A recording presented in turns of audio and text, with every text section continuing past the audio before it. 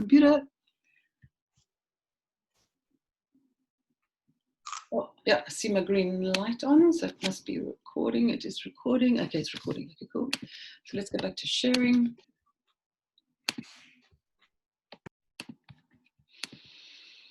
Okay, I need this one. I need Microsoft Word. Not that one.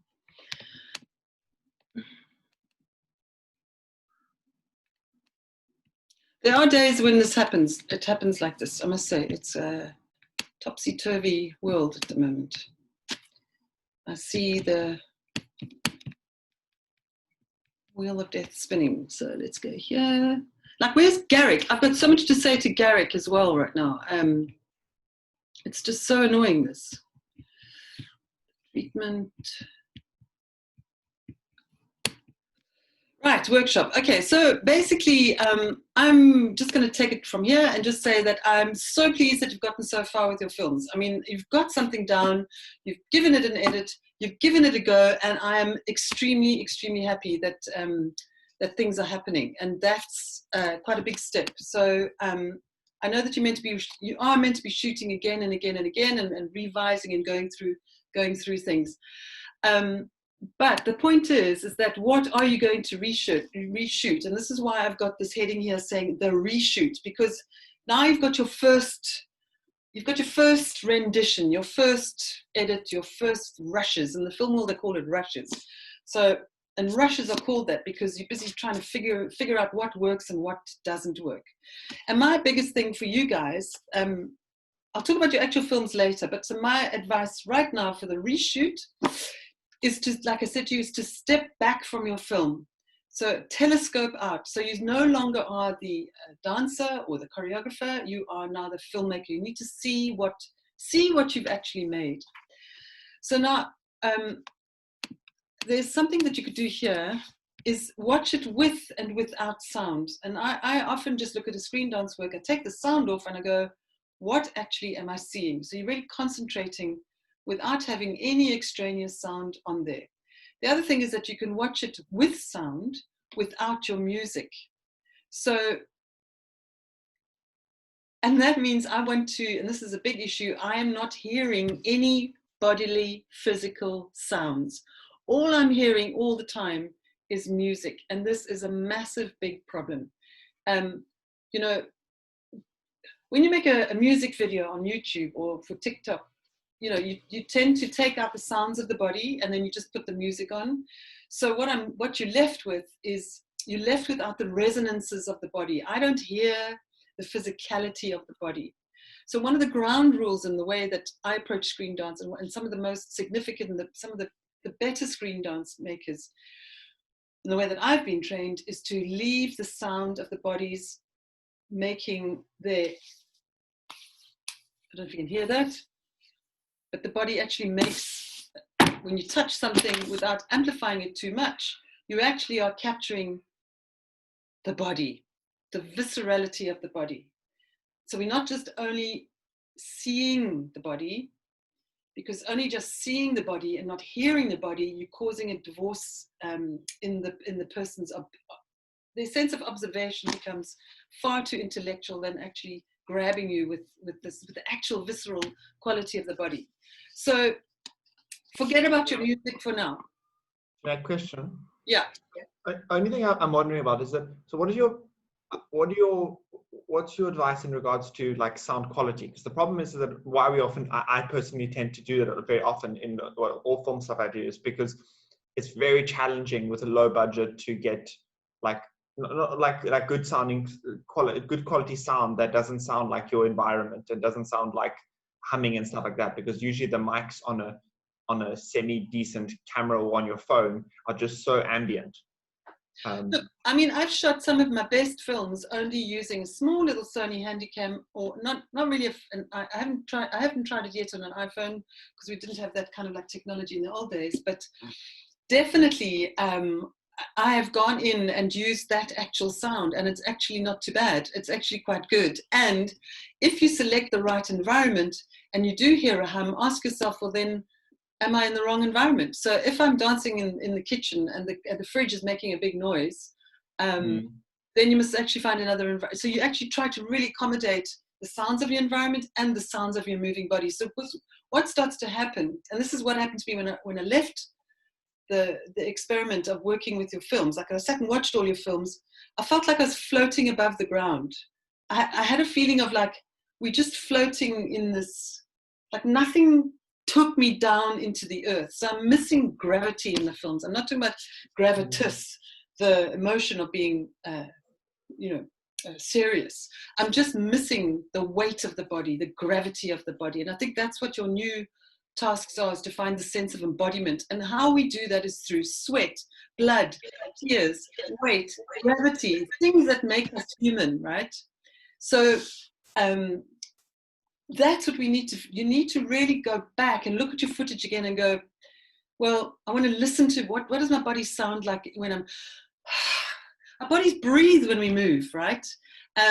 With your film, Jeff, I don't hear you using the cutlery. I don't hear you pick up anything. I don't hear you cutting anything. I don't hear you chew. What I was dying to see in your film and hear you chewing and not seeing your face ever, but trying to decide, like filling in the gaps imaginatively, listening to you chew and swallow or drink or put the glass down as to how this character feels about it. So there's a complete divorce from reality when you cut out the sense of the body.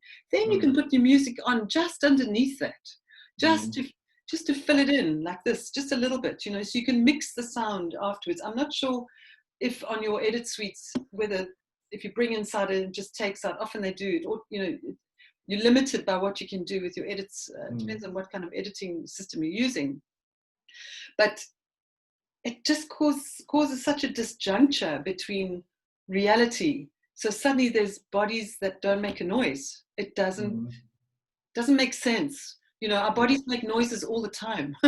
So when you're only seeing a moving body, that's all, and it's just a lightness. There's no sense of presence and of heaviness or embodiment, not emotional or heaviness in terms of tone, but a sense of the body. Our bodies are, we connected to the earth, and I don't get the sense of the earth in your shots. And especially, like I'd say to you, Jeff, that's my one big thing with yours, apart from anything else, is this thing of sound. I was dying to hear the cutlery sound. I was dying to hear you chewing. I was dying, you've got this wonderful shot where you've got your eyes doing this, and I'm instantly connected to the film because you showed me something I wouldn't have been able to see, and that really instantly hit me here. But the food just became an eating exercise without any tone, didn't give me anything else. And I struggled to understand why that was so. And then I understood, well, I needed the backing of how the sounds of you chopping things, or the difficulty of chopping, or anyway, I'll talk to you individually about it all. Yeah. So when we step back now from our film, step back, because now we're going to have to reshoot and reinvestigate what you're busy working with. So now the easiest thing to do is to go back with a notebook, watch it without any music, take the music off, leave your sound on with your body and all the sounds that it makes, like breathing and whatever. Then select, it's very simple, select what you like. Like just go, I like this, I like that, I like this, and I like that. Take that down into the timeline and see why you like it. What is it about that shot that you really think you like? Another thing you can also do is to show it to your friends, show it to your friends without sound and with sound. Don't say what it's about, don't give it a title, just say, here's the film. What do you like in that film? What parts of that film do you like? They might select the same things that you like. And then you have to sort of start to say to yourself, what is it that this thing of liking, it's called affect, it's called resonance. So what is working in me when I watch the film, and what can I do about this now? Because those are my juicy bits, and what more can I shoot to carry on with that kind of knowledge that you have. When Hollywood makes a film, they don't just make a film and then send it out there. They have several editors on the film, first of all, editing. Some people only edit action. Some people only edit the love parts. Some people edit for continuity. So there's different editors. Then they have different audiences to come in and sit and critique the film. This might take a year. They have different audiences to come in and look at different sections, say, fix this part, fix that part, fix that part. It's an ongoing process. So you're constantly trying to draw out the best bits of the film, and then you're trying to make and expand on just those little bits of those little bits of moments that actually work. And it's also about throwing out your, let go of your darlings, I've put there. So, because you might go, oh, but I really like this, but if it's not resonating, don't keep it in there. It's like, what is the point of having anything that doesn't really work?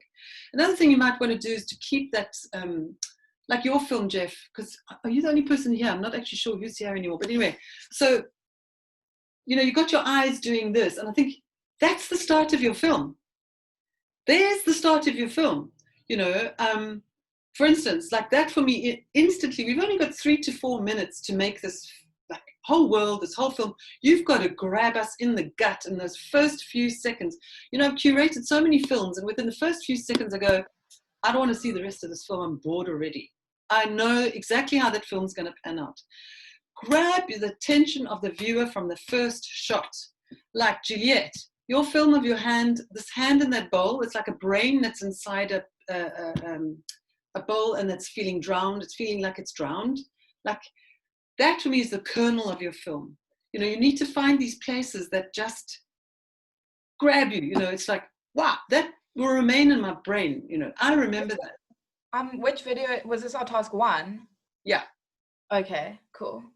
So I'll speak to you individually, but there's certain things, every time I watch a film, there's certain little bits that I really, really just go, oh, I like that. But sometimes the filmmaker leaves it to the end, or the beginning is so boring that I just get disengaged. I think, oh, what's going on here? So select what you like, and then start to move on from there. Like throw out anything that's dead, anything that doesn't look exciting, throw it out. Because now you've got time now to reshoot. Then you must ask yourself as well, how can I shoot this from another angle or from another frame size? The cameras for me aren't moving around enough. I don't mean tracking. I'm not seeing things from a different perspective. Remember one of those exercises we did where we got an object and I said, look at it from this angle, that angle, this angle. So you do the same movement over again, but from another perspective, because it's going to help you later on in your edit. So you need a variety of shots of the same movement. So Juliet, you're sitting in a bath, right? So all I remember in your film is a one shot from the side of your body lying with the tap dripping. And I'm thinking, why don't I see it? Are you shooting the film, or have you got somebody to help you film? I was shooting it myself, but for my next task, I'm actually working with the person who is performing my piece, and then I can do more interesting. Okay, so the note for you then, and that's also you for Danielle, right, is to actually think through a filmmaker's eye, like, what does this look like what does it look like when I'm playing with a shadow from a top shot? What does it look like when I'm in the bath from a top shot? What does it look like if I just go close to the tap dripping into the bath? Change the frame size as much as you can with the same movement. Do you know what I mean? No? So you've got variety, maybe 3 to 4 different shots of the same movement, especially if you've set your choreography. Even if you don't, you'll see later why in the edit, why this is so.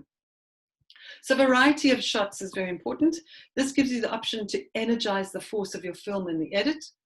And this was something, Jeff, you brought up last time. You said timing issues became so strange and you had to do something with your film. Film tends to slow everything down, right? So you do movement and you think, wowza, this look is like, I'm sure I moved a lot faster than that. So why is this? And that is because when we are in a normal environment, there is so much for our eyes to see in peripheral vision and focused vision. Whereas in a film, you've focused in on what you've gotten rid of all this peripheral vision. You're only seeing one thing. So the viewer is focusing on one perspective, and they're not moving in the environment with different things and interfering with them. Because your eyes automatically tend to focus in on, they train, so we don't fall over. Our focused vision is there to keep us like steady and on the ground, right? So this is what filming does. It focuses in on something so that everybody who's watching the film only focuses in on one thing, right? And that's why everything seems to slow down, because there's no other extraneous noise and anything to disturb you. So now we're busy like cleaning out, we're decluttering, and we're getting rid of things that don't work and things that do work. Let's go to the next slide. So editing. So what is editing all about? So editing is a tapestry. It is a weaving of different texts or different words which sometimes say the same thing, but you're giving me a different, let's say a different color to that shot. So maybe, yeah, because you're shooting it from different angles. So, you know, when people make a carpet or a tapestry, they often use different colors, and they match the colors to go with other colors, and they set up a pattern. So to set up a different kind of arrangement or pattern, it obviously sounds like you need to have multiple perspectives so that you can start to weave these perspectives in and out of each other. So I might go, where's something interesting? I don't know, you can't see that. Where's something interesting? I don't know, a teapot, right? So there's my teapot. So instead of keeping the teapot all the time in the same shot all the time, I might go, what does it look like from the top? What does it look like if it's here? I'm still in the same frame size. What happens if it's open? What happens when I see it from the bottom? What happens when it moves out of the shot and comes back in again? Then it moves out, but it comes back in again like that. So it's the same frame size, but I'm getting different perspectives of the same thing. So you've got something to weave together. So you're going away from, I did this, then I did that, then I did this, then I did that, because that's a book. Then go and write a book. You know, I walked down the road, I went to the shop, I went in and I bought a packet of crisps, and then I walked home and I ate the crisps. Oh, you know, in a film you're just going, okay, well, I could have read that, you know, but how did you walk out down to the shop? You know, who was in the shop? What kind of crisps did you buy? What did they sound like? Were they terrible? You know, so you start to, I call it making it elastic. Your narrative has to become elastic, right? So repetition. So that's the other thing in your films. I don't see enough repetition in the shots. You can use your shots again and again if you want to, you know. They're also all of the same length.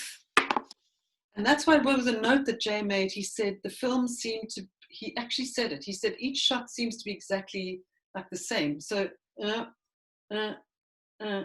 so it starts to deaden something called the force of the film. I'm not talking about emotion.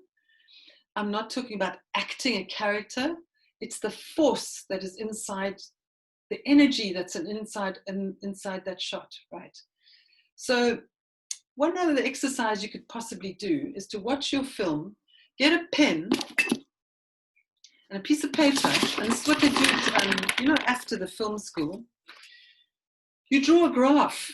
So sit with a pen, and then I'll show you the plain. I did set out some plain pieces of paper.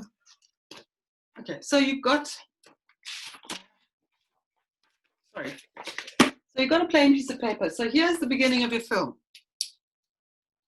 What do I feel in my body? Oh, it's like nothing. Yeah, I'm animating it with sound. And you draw a graph that squiggles, and literally you're listening. I don't know if you can see that. I've got a lot of sunshine in my face there.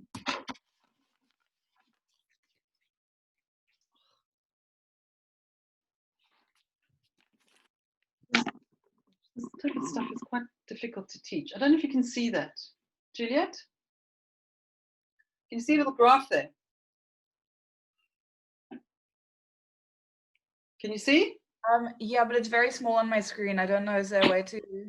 Okay, so so if you watch what I do, because you're busy writing. Don't take your pen off the page. It's called like a hieroglyph. We use this in choreography as well. So here's the start of your film. Watch your film and let your hand be like a graph. I don't feel excitement. Oh, I felt something there. Oh, yes, I felt something there. Oh, I don't feel anything. I don't feel anything. Why? Oh, yeah, I feel something here. Then look at that and try and look at the film again and plot it in the timing of your film. And you can actually try that out with with another person and see if they make the same graph, because then you are relating to the energy that's held in those shots, like what is keeping your attention, right? Don't forget, you've got no narrative. You've got nobody telling you a story, right? And that's the other thing, Juliet, no text. I want you to take all of that text out, right? We take that away, right? That is like we don't need that. When I see that in a film, I just think, what didn't they film? Why is the text there? Why are you telling me this? I need to see it. I need to feel it. It makes it much more difficult. Okay. Right. Take the force of energy into the next shot. Oh, wait, I'll go back and repeat the shots. So we need repetition of the same shot. Sometimes you can do that. Then use a different angle framing of the same movement. So I've already discussed that. Whose film was it that did it so well? It looks like she's had another, is it Danielle? I'm not actually sure whose film it was. Use a different angle framing, take the force energy into the next shot. So it's quite an advanced editing thing to do, but sometimes you've got a movement in this shot and you've got to make sure there's another movement in this shot. And when you put them together, the movement tends to travel through the cut, right? It might be a different part of the body, but here's movement. And if I just keep this, and if I choose another shot that's very, very still, do you see what happens? I've got a moving thing here, and this next shot is dead. So the film goes, right? If you did moving, put your next frame in, moving, this movement gets carried on into this one, then another one. So you keep on moving the energy through the shot, right? It's quite a hard thing to do. And that's why also when I choreograph or perform for a screen, I never finish my movements. So I will move and then I'll sort of move out of the shot, because then in the next shot, I can drag movement back up into the next frame, right?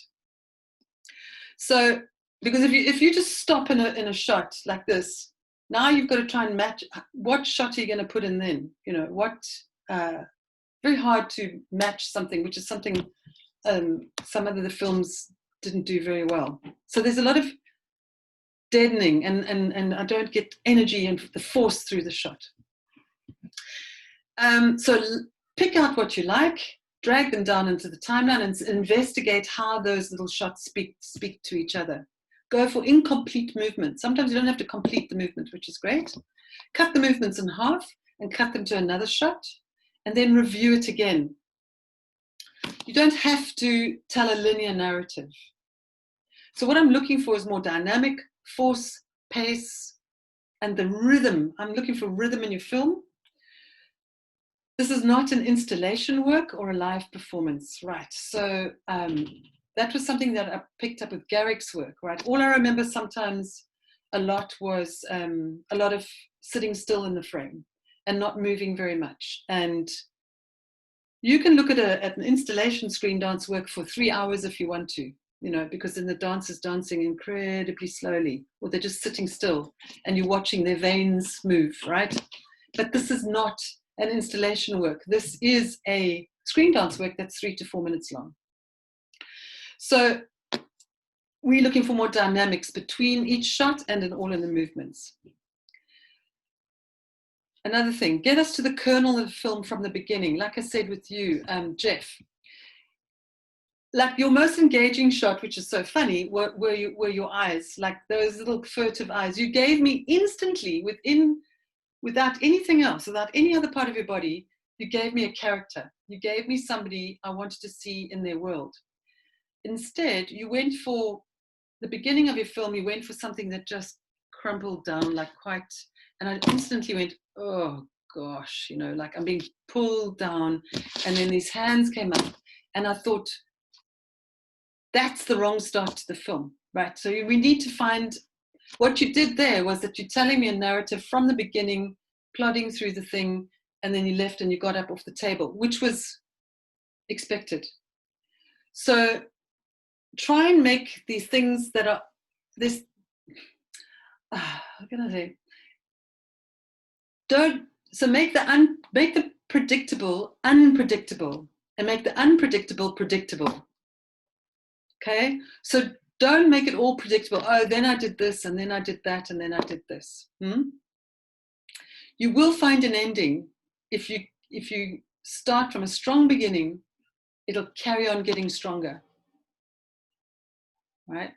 So that's yeah. Zintle says, oh, she says that she's still waiting for food. I thought she was in the waiting room, but she's still waiting for food. Oh no. Okay. She says she'll apologize to you in an email. Okay. So yeah, so I think because you've only got 3 to 4 minutes on your film, get to the kernel of your film straight away. So you can grab your audience's attention and say, this is what my film is about. And then it'll actually help you to continue with your film and not to think like this happened, then that happened, then this happened, right? So find the most resonant, the juiciest, I love to call it like juiciest part of your film. And sometimes as an exercise, start with that. And then your next reshoot will just get better because you know what reverberated inside of you, and you know now what next to go to, right? Okay, I got your editing. Use sounds from the body and movement. So yeah, I need to hear the body's breath. I need to hear the body moving. I need to see you as people, not as moving form and shape. And I think that's what your next class was after I'd seen that last pitch, was about embodiment. You know, like I said to Jeff, we breathe, we are heavy, we sweat. I'm not getting that from you because you're cutting out sound, which gives and communicates so much more about your sense of being a body, right? You're not making a YouTube video or a music video. And then your final advice for this part here now is listen to your film and then add music if you need it. Maybe you don't need music, you know, maybe it's sounds that you can make. And yeah. Then I put in this note, and this I think came from that pitch about your body's shape and form. And I think that you guys are thinking so much about being a shape, being a form. Not all of you. I just saw a lot of thinking going on. There was a lot of thinking in the footage. So I just wanted to say something about this, about shape and form, and that is architects currently today design spaces and buildings with moving bodies in mind, made for human beings to move through, not to be dictated to by static lines and shapes. So they're also thinking through from a body's perspective, what's it like to move through a building? How can we make it a better environment for people to move the way that human bodies move? We don't move in square shapes. You know, we're fully rounded. We move in our environments through a 3-dimensional perspective. So you have to think of your body as an architectural form. You make your architecture move. You are in the architecture. So you are the architecture. You're not in the architecture, right? You are the moving architecture. Does that make sense to you? Yeah, I'm being very pedantic, but it just sometimes these little headings, you are that space, not I'm in the space performing the space, but the space I am the actual space. That's for some of you that were working with a very architectural sense in your film. Another thing is quite big for me is don't move by thinking, right? So you're not like thinking, I'm going to move here, I'm going to go there.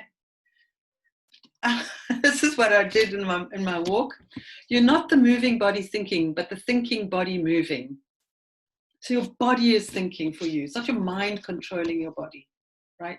That's that sense of embodiment where you're connecting the thinking with your movement. And I'm sure a lot of you do it, but I know you've been tasked with certain things, and so you're all like really thinking through your film and storyboarding it, and that's a lot of thought processes. Now you actually have to become one with the movement. So you're not controlling your movements by thinking. Okay, I'll come to the end of that part here. Anything that doesn't make sense, just ask me anything you like. So I'm going to stop sharing there. Right, let me go back to here. Okay, so I just wanted to talk to you a little bit to you about lighting. Most of you seem to deal with that very, very well. Talk about lighting. I'm being blinded here, but I'm trying to do my best. I'm in the kitchen today, and there's all sorts of things all around me. Please forgive me, but the sunshine is threatening to come and be in my face again. Anyway, so lighting. Lighting's screen dance making or filmmaking is all about light, actually. That's all you're dealing with. So apart from moving bodies, but that's also subjective to light. So try and improvise a little bit more with your light. You know, I've been also a filmmaker without any resources, without any money, whatever. I used my bedroom bedside lamp, you know, to bounce light off the wall. I don't know if you know about those kind of like little secrets. So it's best not to just stick on like the overall light. Have a look and see what it does. But you can create such interesting effects. I'm just trying to see if I've got something that looks like a light. If I take my lamp from my bedroom, over my bed, right? You could hold it underneath your chin without the camera seeing it. You can you put it over here on the side and it can shine so you only see black and white. Or you can, I don't know if you can see here, put it up against the wall, turn your camera away, and then you've got ambient light in the whole room. It's called bouncing your light. So take your light source and hit it up on the ceiling or send the light source onto the wall so it's not directly on your body. Because if you shine the light directly on your body, obviously you're going to get some sharp dark side and light side. Maybe you don't want that. Generally, lighting from the bottom creates quite a scary effect, or from the top, it gives you lots of shadows. So ask yourself, do you want a lot of shadows or do you want ambient lighting? Or do you want to use the sunlight? As you can see here as well, I've got light bouncing from the floor from outside, and it's giving me quite a nice ambient look at the moment. Okay. Do you understand what I'm saying about bouncing light now? It really is such a nifty little thing to understand. Okay, we've talked a lot about sound. I don't think I need to talk about that anymore. I want to feel the weight and the sound of the body, how it works, to give me this visceral sense coming through the film. And I've also spoken to about multiple perspectives and multiple shots so that you can start to rearrange your footage so that we see the same movements from different perspectives. Some other people work in a very structural way, and I've tried it, and maybe it's because I'm a much more, I prefer to work with resonance of the human body, and I like to work with the power of the moving body rather than through thought processes. But that's not to say that you can't experiment with it. And some filmmakers they'll choose 5 clips, call them A, B, C, D, E, and then they'll lay a pattern, they'll write it down, and they'll go A, B, C, D, E, A, B, C, D, A, B, C, A, B, A, B, A. And I kid you not, that's how they'll make the film. So it just becomes this really, really poetic structural, but then you have to really, I think you have to be filming for quite some time to really trust that each shot will fit in with it. It's quite interesting to do. It's quite an interesting exercise. So you can set up, you can call it 1, 2, 3, 4, or 1, 2, 3, 4, 5, 1, 2, 3, 1, 2, 1, 1, 1, 1, 2, 3, 4. It's a bit like choreography, right? So there you're giving like a rhythm and pace. That's up to you if you want to try that out. So what's very, yeah. Do you know of any offhand? Can you think of any films that actually do that we could go look at? Well, at the moment, not that particular exercise. I was just about to show you some films in terms of editing, because I think it's more important that you see things than me always talking about it. This ABC, generally, I've only seen it in installation works, because then you can stand there and try and understand this looping, because it's more or less like a looping effect. So now I've got, really got some fantastic films here, but I've got a trailer which is made by my mentor. I'm going to post it in here, because the whole film is 7 minutes. We don't really, well, we sort of have time. Where is my messaging thing gone? Chat, where's my chat? More. Let's get rid of this. Closed. Wait. Where's my chat? Here's my chat. Right, take this here. Have a look at this. It's the trailer. It's on Vimeo. I think look at it directly from the chat, because otherwise if we look at it through here, it generally just, you don't want to see it like that. So have a look at that. It's quite short.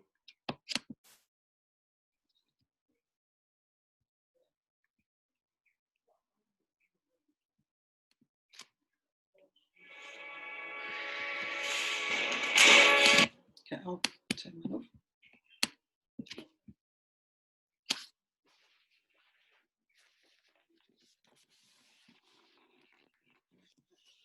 Yeah.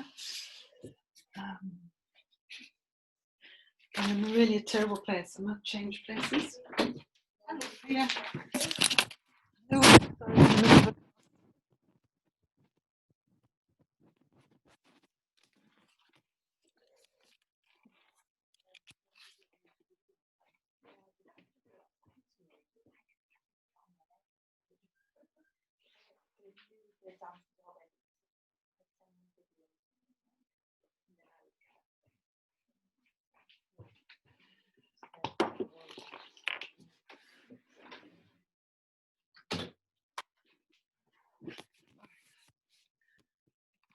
Does everybody see?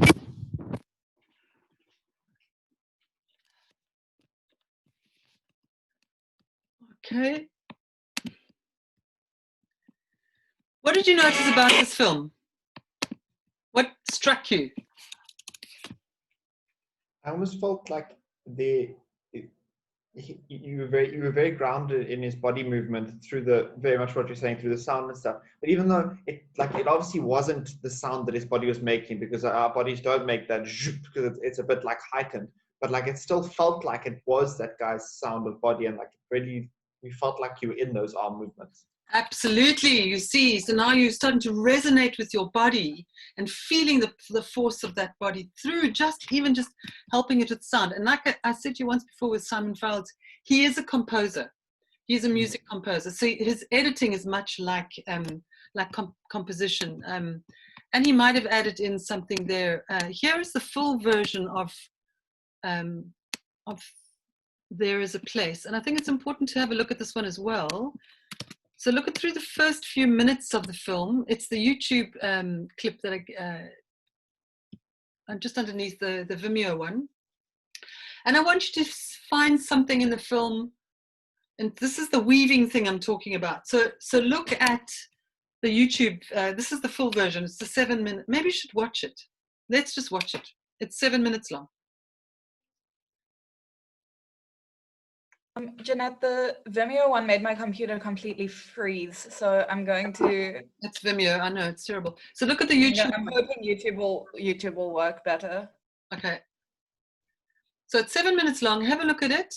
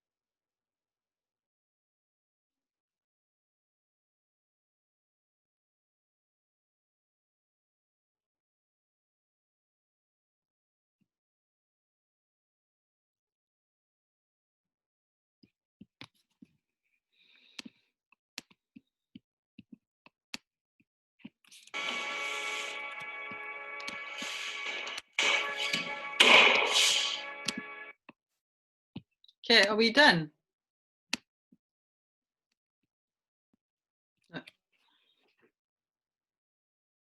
I only managed to get like halfway through. Oh no. Just copy these. You probably your computer's probably or internet's probably struggling with Zoom on, and so just Juliet, copy these links, and then you can look at them afterwards. I'll just keep on talking now. Okay, so what is this film about? Who can tell me? What? How far did you get, Juliet? Let me check now. I got to the 4:30 mark. Okay, cool. So there is a place. What is this story about? Kind of sound like, was it about death or like something related to going somewhere, traveling? I don't know. Yeah, there's a place. It's a highly spiritual place that for me, it's like a spiritual awakening or a wanting to be somewhere else. And at about 3 minutes 54, you slowly start to see this other environment, and then you see it more and more and more until he actually is that environment. So we see the film, actually in the beginning, he also does a shot where he looks up out the window. It's like he's already getting a signal in the beginning of the film, like he's longing for something outside there. I listened to the sounds again, Jeff, and actually the sounds of his hands on the wood is actually his hands. Generally, Simon Files doesn't use special effects at all, even in his editing. This editing is cut. That's all he does. There's no speeding up. There's no fidgeting with any special effects. So the sound is actually the actual sound of the body scraping on the tabletop. So what he's done is that he's got two different locations, and he's interweaving the two from a certain point of the film to draw that character into that other environment. So that's quite a clever way of making films. In fact, you can do some research. Maya Deren, her name is Maya Time, is a filmmaker. She was actually the grandmother of Screendance and has influenced. She was one of the most experimental filmmakers in Hollywood, and actually a lot of adverts and music videos have followed on the way that she edited, and that was to bring the body from one shot into another shot without even you thinking that it's shifted into location. And that was completely new in Hollywood, because Hollywood wanted to see the boy walk down to the shop, into the shop, and walk back home again and eat his crisps. Whereas she said, you don't need to have all of this stuff in between. I can jump from one place to another place by just exiting that way and then coming back into another shot, and blew everybody away. And that is, it's interesting, but that she was never credited by Hollywood for that. But she I'm going to say it in a very she really made one think about how the body can be retransposed into another location just through one simple cut, right? And that was completely novel at the time for filming. So, but anyway, in this version here, you're seeing similar shots as well. Did you see there's a lot of repetition in the shots, and slowly there's another location introduced into the narrative, and then eventually he's only out in the narrative in that other location. So the film has actually taken him through, the editing has taken him through into another location. Right, this film, another one here. I just hope that you can see it, Juliet. It's another short little film. That quick question. Are we still finishing at 4? Yeah. Okay, cool. Why? No, just because I was wondering when we were going to get to our treatments. Yeah, we're going to do that. Okay, cool. We're getting there. Okay, so look at this thing. Just I've given you another one just under Maya in there. Don't know if you can see that one.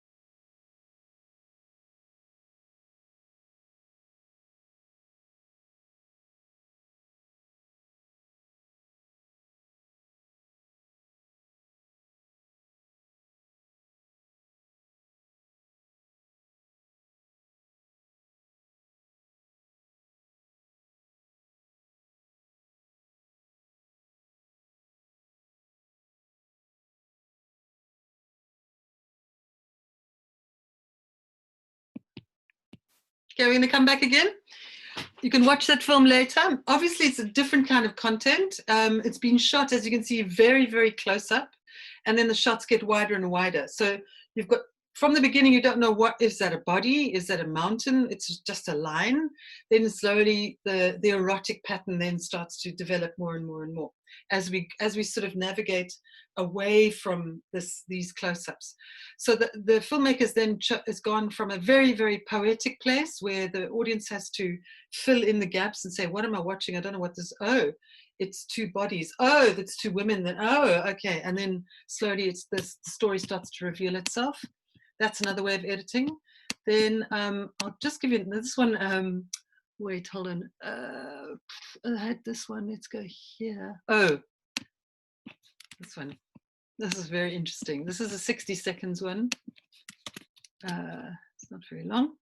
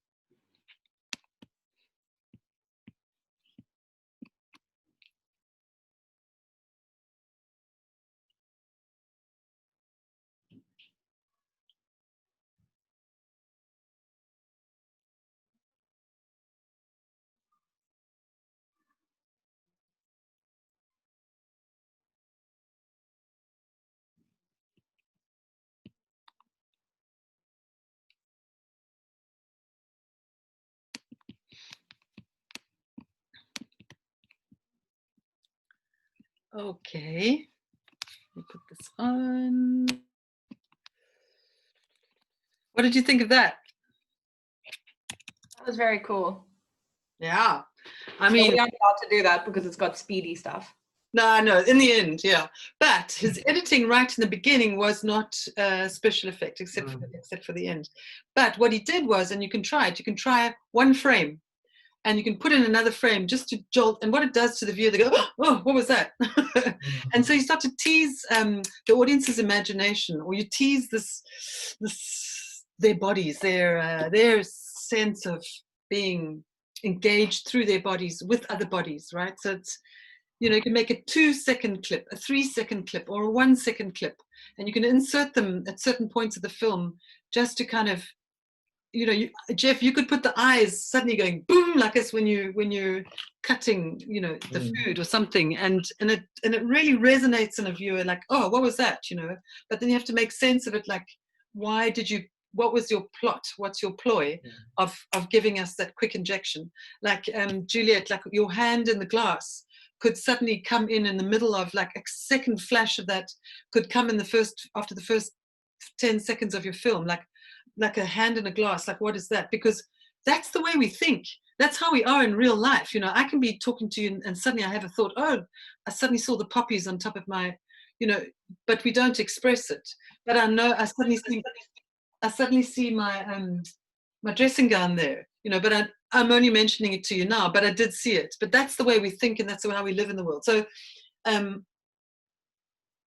it's a way to draw attention, a bit like Simon, from another perspective of this narrative, to link up that person's world to that particular thing, because we made up of many different things, not just one thing. It's just it's kind of like a trick, well, not a trick, but it's a way in of making screen dance really, really interesting. So that's all I wanted to say about editing. Now we can either, because we've only got like 35 minutes left now. Oh, here's another one, but you can watch this another time. I said this one was for Grace, but seeing as she's not here, just copy these down, and then you can look at them at your leisure again and be inspired. So when you watch these films as well, just think about what do you remember, what resonates in your body. It's the same as your film. And be honest about it. That's why let other people see your film. What is it about it that really, really catches their attention? And try and make every single shot like that, because it's pointless making something that's only 3 to 4 minutes long, where we're busy going, oh, this is boring, you know, like what is going on here, you know? And so I've got a choice. There's 3 of you. Who else is in here? There's just us. So I've got notes. I've got Jay's notes and I've got my notes. Who wants to go first? I mean, I've seen a version. Let's go start with Jeff. So Jeff, I saw a version of your film. Is that the same one that you're talking to now? So I just want to double check what exactly are we doing at this point? Are we just kind of verbalizing our treatment? Yeah, or we, don't read the whole thing out because we don't have time. So just talk about, Can I just clarify? The films that Jay showed you weren't concept videos. The films that Jay showed you were our task 1, where we were just playing with body space and architecture, and are in no way reflective of the choreography we're actually making apart from concept. I feel like my task 2 is a better representation of my. Yeah, I mean, I would have loved to. I just don't have time to sit for so many hours each time, but I just think that my feedback now will be valuable on the ones that I saw. Yeah. But because it'll just drive you forward to getting more force in your film, because that's what I've got loads of notes, but let's just go for let's just go for an overall general talk. Like it could be 2 minutes long. Jeff, your intention, how you shot it, or how you're thinking of shooting it, what's happening, what are you changing? Okay. Yeah, go for it. Okay. Also, just to point out, I think I'm going to shift a little bit of from what I sent you in a treatment from where we are now. My head's changed quite a bit since now. But I think so. The main thing. So my intention is very much now a thing of. Sorry, my notes again. It's exploring the beauty of emotion at the dinner table.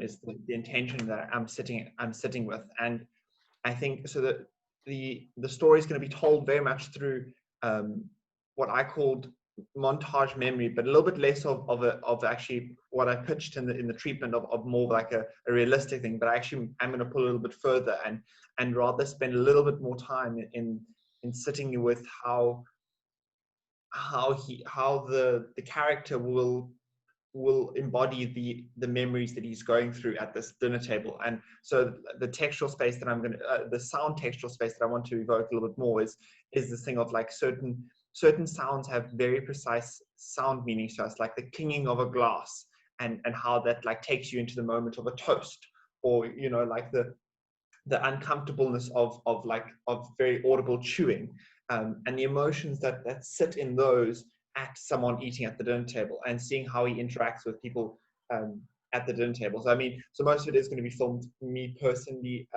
with self-filming stuff. I may get some flatmates to help just shoot a little bit of stuff here and there to get some tracking shots.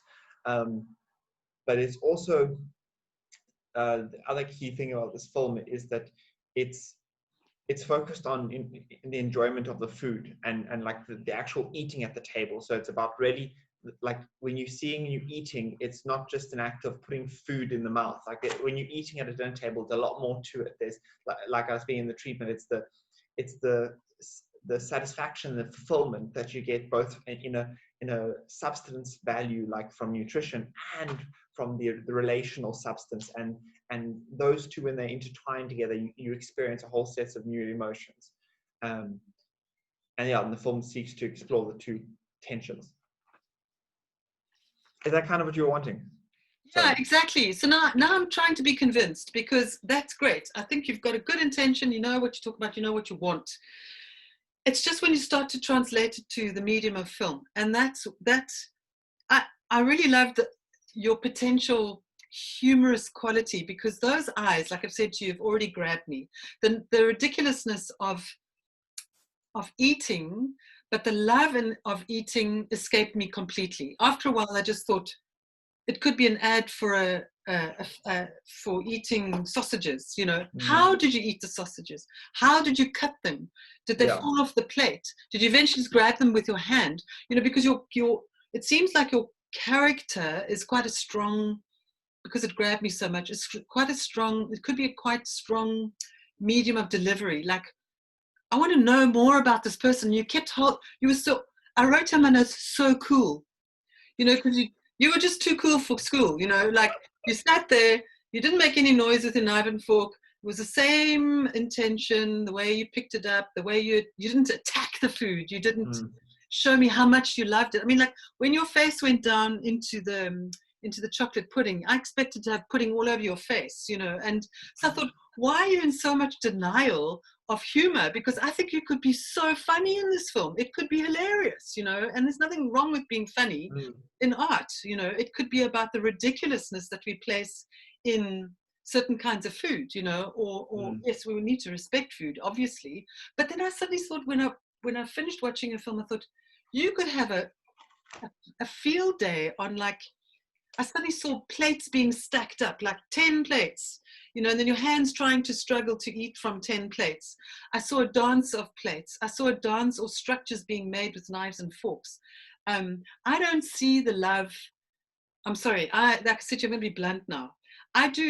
You might say that it's about love, but I didn't see any love in eating. I couldn't hear you eat. I had no idea if you wanted to gobble it up because you loved it so much. Do you see what I mean? All I saw was the same timing of approaching the food. That's what it was. It was just actions for me. So it lacked the clarity in terms of this emotional character trying to come to this food and pass that through this medium through to me. So you need to find a way to deliver that to us, the way that you eat the food, or don't be afraid of humor. Give it to us, you know. I mean, why do you do this with your eyes? Watch this. I do this with my eyes, right? Which is like, wow. And then you've got your opening shot where he goes like this, and I'm thinking, and then you reverse the shot at the end because you didn't actually perform it. So you used a reverse, right? So you didn't plan that shot, okay? I can see everything, you know. So, you know, be very careful of that, because that's the only time you used an effect. So this is such, for me, emotionally, if I touch myself, this is so depressing. Like, why put that in there? You know, what does he go boom? Does he launch himself at the table? Do his hands come up, you know, from I could think of your hands coming up trying to find the knives and forks, or like experiment a little bit more. You know, is he eating without any food on the plate? Then is there a huge mountain of food and he like doesn't know how to do? I think it needs more exploration than explanation. It's like, I don't want to get esoteric like Juliet says, but I just saw two hands chopping up different food, and that was not communicating any love for the food. Are you going to have other people in the film, or just so that particular shot you saw was just me playing around at that point, because I actually just filmed my dinner. That was me just eating it, like, and I had a 15-minute thing, and I was just chopping and cutting and playing with that. Okay. But my plan is to try and actually use extra sets of hands and people that you can actually see some, like, I'm gonna have some people actually at my dinner table and start filming some bit more like reaction stuff like that. Tell them I'm feeding you, but there's a cost to the feeding of that. I'm gonna film you while you eat, kind of thing. I think make it much more unpredictable. It's far too predictable. That's why if I had to draw a graph of your film, it was then your eyes come in and it does a big jump, and then it just goes slowly down again, and then you walk off, and then it just went, oh. So make it much more playful. Explore, you know, maybe a sausage goes around from different plate to plate, or they keep grabbing the sausage, or I don't know, you know, like have more fun with it, you know. I think that for me would definitely help you in terms of finding the language of the choreography, and then your edit will just make itself happen. I think you're very funny. So, but it's too cool. It's way too cool. We can't see what's going on in your head. You have to not over-explain it and exaggerate with movement, but how you put that through the medium of film. Think about it a little bit more. Okay, cool. Juliet, do you want to go? Yes. First, I just wanted to check, did my my treatment, like, did it upload? Because I was trying to upload it last night. I don't think I got your treatment, no. That's fine. Oh, I uploaded I it around like 6 o'clock yesterday evening. I don't think I've received it. What was it on? Dropbox? Yeah, I uploaded it on Dropbox. I uploaded that and then also my original concept video. Yeah, no, I haven't received anything. But anyway, just talk to it, so that's fine. Okay. I can email it to you afterwards if you want, but it's definitely on Dropbox. So, okay. So I'm just going to tell you a little bit about my intention, which isn't necessarily as related to that task 1 video as it was. It's kind of not related at all. I still like the job, but apart from that, it's sort of dead. So my sort of thesis statement, intention sentence is that I want to tackle Parkinson's disease through the unspoken, the unheard, the loss, emptiness, and utterly ridiculous nature of the body deteriorating. So that's the slipping, the falling, and the loss of familiarity with basic movements. Through this, I want to interrogate my own feelings towards my father's illness because, as my classmates know, he's had Parkinson's, maybe they don't know, but for 10 years. And he's recently started deteriorating much worse, much faster. I'd already decided to deal with Parkinson's and my dad's Parkinson's, and then suddenly it just got so much worse. And that's a very emotional subject matter for me, but I persevere. The subject matter will be handled in a lightly comedic, slightly nihilistic and abstracted manner. And while it's dealing with a serious issue and it's taking the serious issue seriously, I don't want it to take itself too seriously. I'm looking to find a way to handle tragedy in a more realistic way that's actually representative of the coping mechanisms that are employed by people who are actually experiencing these tragedies, as opposed to what we often see, which is a voyeuristic enjoyment of watching something sad. So yeah, that's my general concept. A lot of the idea of mood that I want to go into is this idea of getting through and of getting by, of making it to point B. And once you've reached point B without injury, being happy and relieved about it, and this happiness and relief then being muted by the absurd fact that getting from the bathroom to the bed should be a cause for celebration. And this kind of constant through line of tension, which is coped through with humor. In terms of space, I'm not sure, do you want me to go into ideas of space or anything, or is that good? Any locations, what you're thinking of? Yeah, so in terms of space, let me just get to my space section, because, yeah, I've worded it quite well in my writing bit, so I just want to use it. Here we go. So my space is kind of always geared towards the idea of falling. So with Parkinson's, people fall backwards. That's a very large part of it. So my dad walks a lot on his toes and he falls backwards a lot. There's also this idea of when you move slowly, you take up more space. And when those around you are aware that the slightest brush against your shoulder could make you lose your balance, which could cause you to fall, then there's a lot more sensitivity and a lot more space being taken up by your deteriorating body.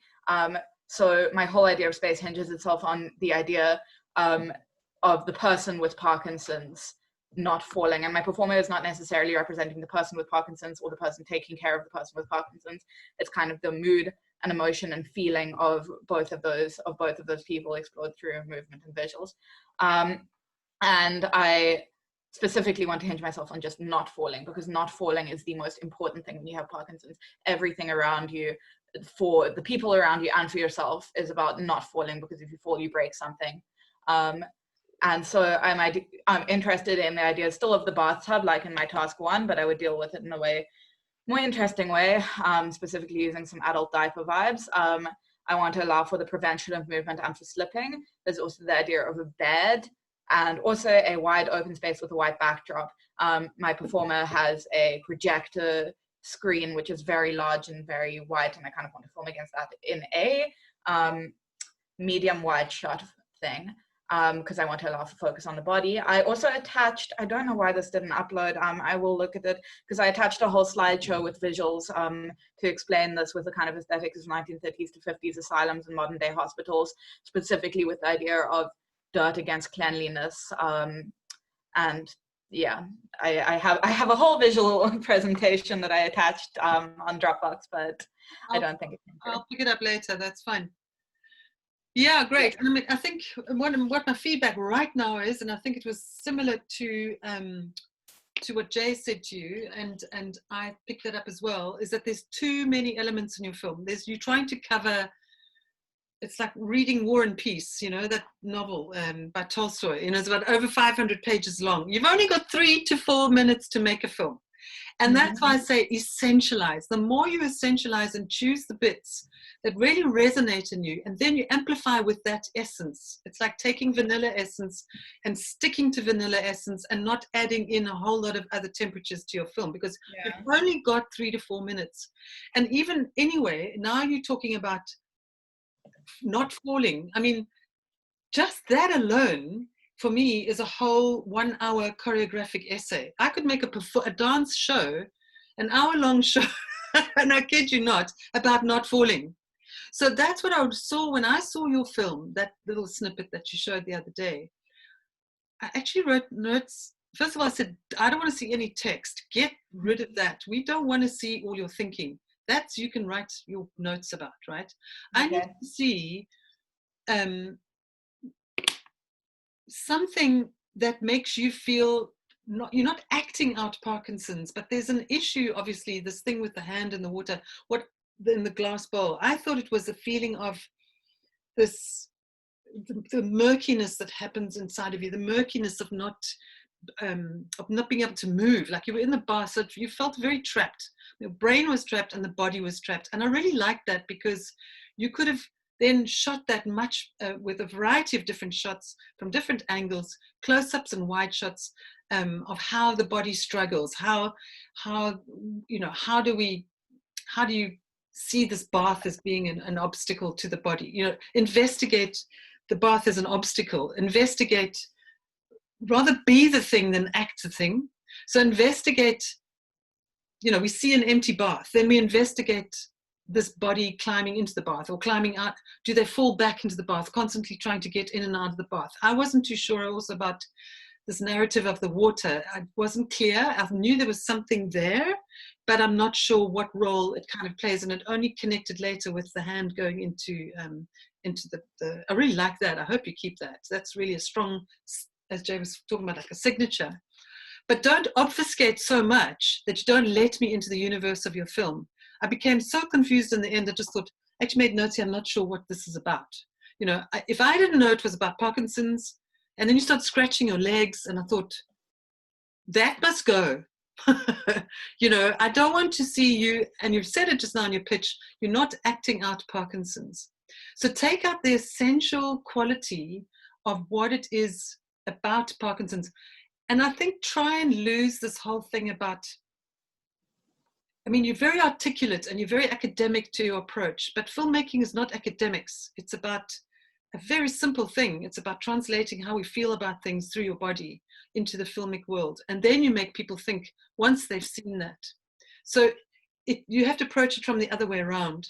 You've got your thinking, which is great, but we don't want to see your thinking. We want to see it manifest in the body and how the body tackles with those thoughts. And so I think this idea of like, even like, if I saw a body like on a stage flat like this, and we see them constantly rising up, and then like, and we see a fall, or we just keep on, and then the body moves, and then we just seeing this, you know, what is the why is that person walking like that? What's going on here? You know, pull out, and they're always walking on their toes, you know, and then if they rock back, what happens? So investigate more, like one thing, pull that apart. Amplify that through different shots, and trying to really essentialize maybe 1 or 2 perspectives of this disease, rather than trying to tell us the whole thing, because you've only got those 3 to 4 minutes. Try not to use too many locations. Try and actually I would actually like to see, like you talk about this scrim, like the screen or something. It's taking a chance. You could maybe just do the hand and the brain. I call this the brain in the bowl. And maybe the brain in the bowl eventually falls out. So there you've got a nice metaphor, poetic metaphor, that this bowl falls over and all the water comes out. You know, that could be your driving metaphor. You know, like, I really am interested in this. You know, what is that? You know, you could go on a whole journey of falling and tipping forward and just the struggle of the body. And the humor thing, that's going to be very difficult without being making caricature. I don't know how you would do that, and I really think you need to question that objective. You're not making I'm not losing that. I've been told by Jackie about that. I'm not losing it. I'm very set on it. Okay, then you need to find out how you're going to treat that and how you're going to deliver that and how you're going to pass that across to us without it becoming caricature. So give me an example of how you would, through film and through your moving body, how would you make something light of it? How would you make, can you see it in your head? Like, what would you do? Yes, I can. Okay, go.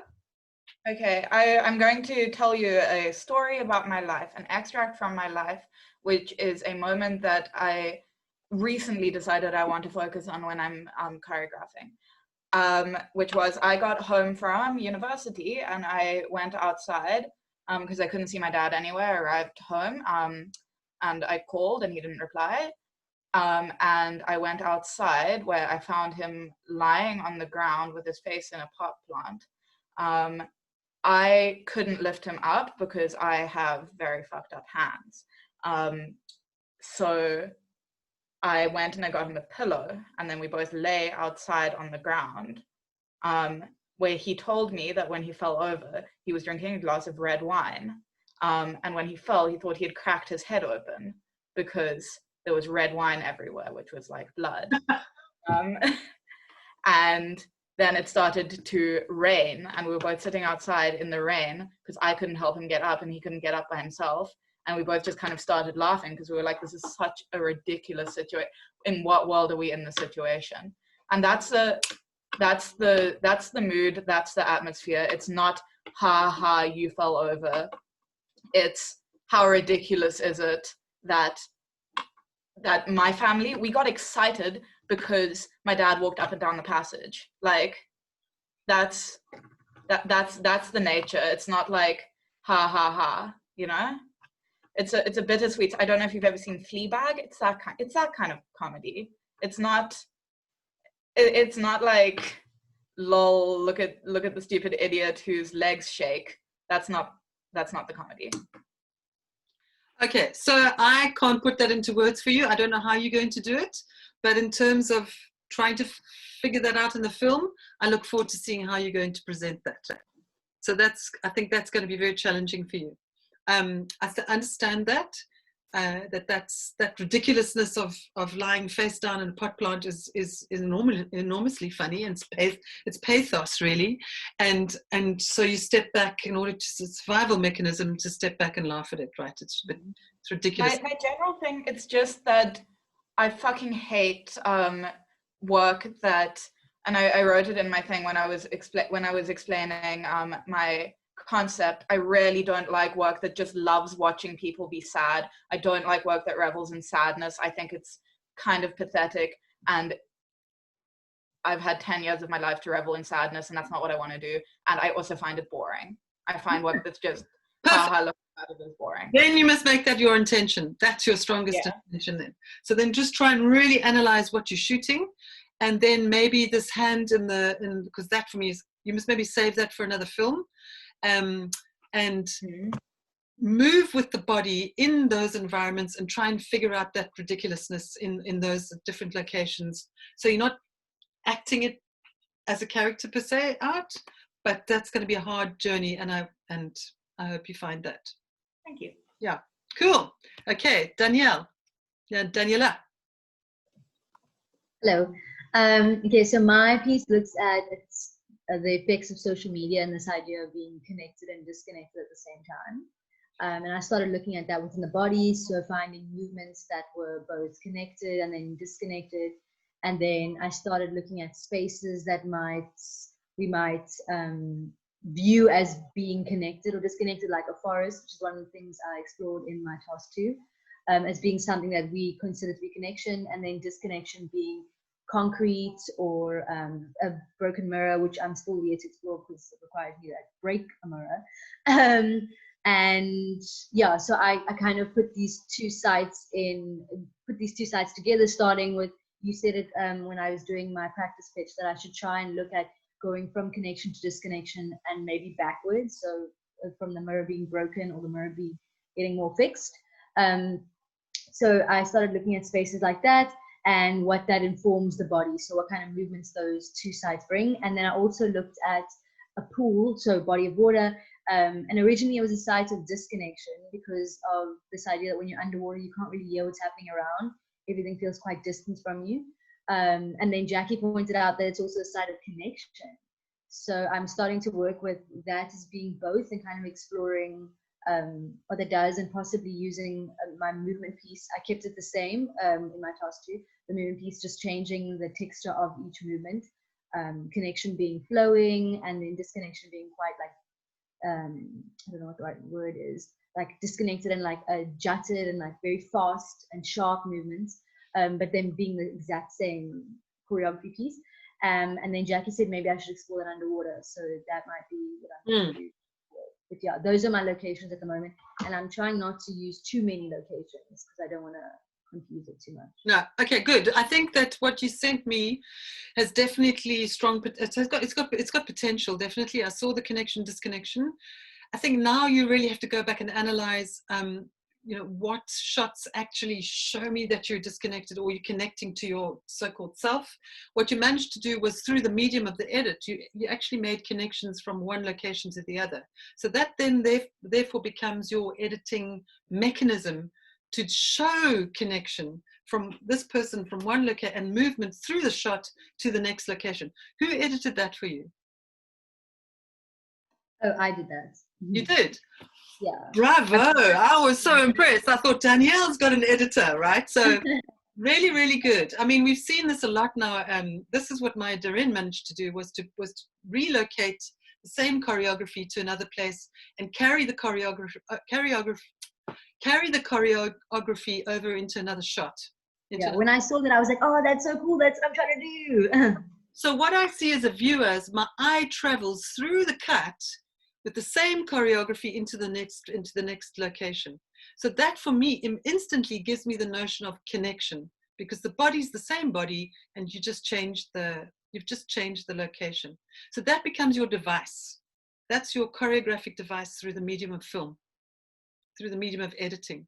And that's great. And that delivers to me without even thinking about that. I see just a connected body. No matter what happens to that body, it goes from location to the location. The dancers, I know what the dance is going to do.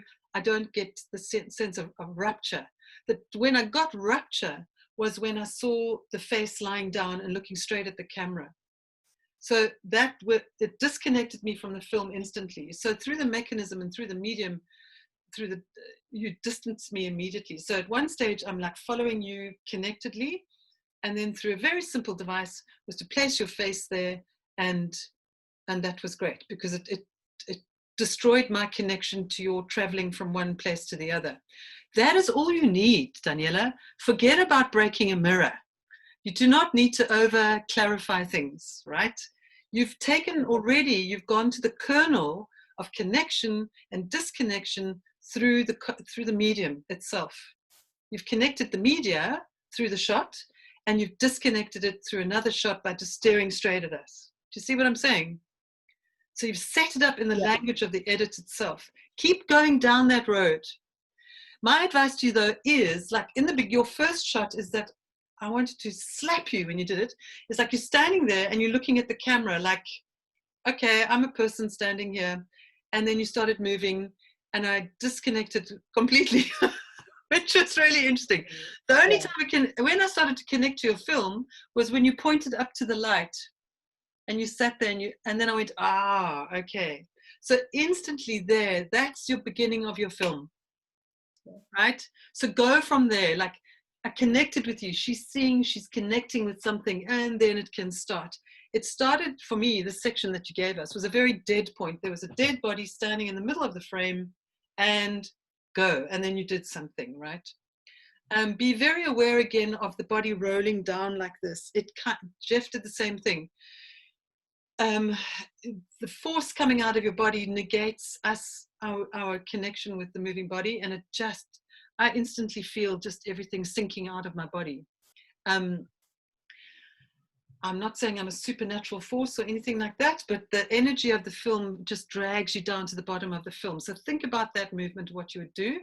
In terms of the narrative development, that's why I wanted to show you Simon Fild's work, is that you could start this connectedness, then a split second of that face to disconnect us from your connectedness in your footage. Then that shot gets a bit longer. Again, the face comes up a couple of frames later, boom, and suddenly we go, oh, I've disconnected from the film again. Take me back to connection. Then suddenly we see your face longer. And then we see yourself going into the water. And I kept on thinking, oh, the water's going to go up her nose. It was really strange. But anyway, and so slowly you start to weave more and more of this disconnected body into the film. So it starts out connected. So you're going somewhere with the disconnection. And I think that for me, it's a bit like going back in the womb. You know, you're going back into the water.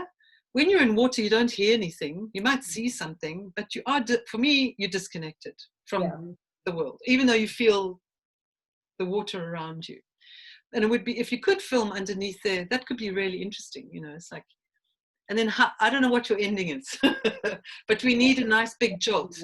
Like, think about your ending. But I think you've got a good start already in terms of just grappling with the medium and talking the intention with the medium itself.